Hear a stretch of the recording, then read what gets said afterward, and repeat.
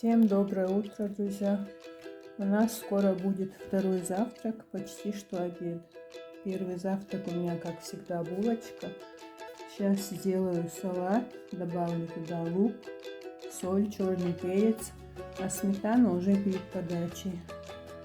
Потом отварю картошку, а мама будет жарить рыбу. Я этот запах, когда жарят рыбу, очень не люблю, хотя свежую рыбу очень люблю.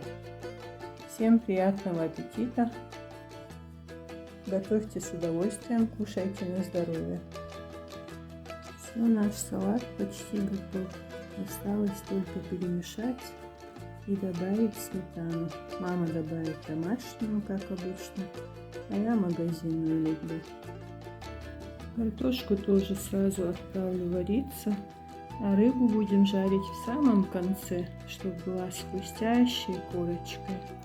Вот наша рыбка, помытая, готовая, а здесь икра. Сейчас картошка доварится. В конце добавлю топленое масло и чуть-чуть прям в кастрюле поджарю. Я люблю, чтобы там была корочка такая. Вот и все, будет готов наш второй завтрак и обед. Этот сазанчик бывает не сильно жирный, но очень-очень сочный и вкусный. Некоторые делают с подливой, но вот я люблю именно, чтобы хрустящая была корочка. Отец любил вот эту голову жареную есть, я ее никогда не ела.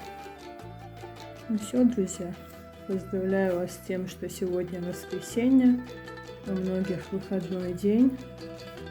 Пусть будет мир во всем мире, пусть все проблемы, все беды, все войны закончатся. Если вам нравятся мои ролики, ставьте лайки, пишите комментарии.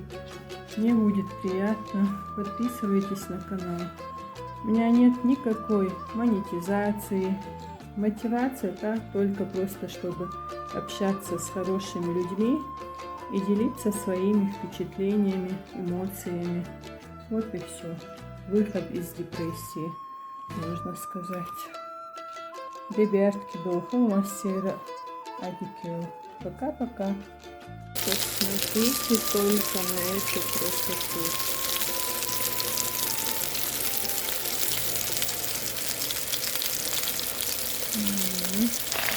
Ну вот уже поджаривается наша картошечка.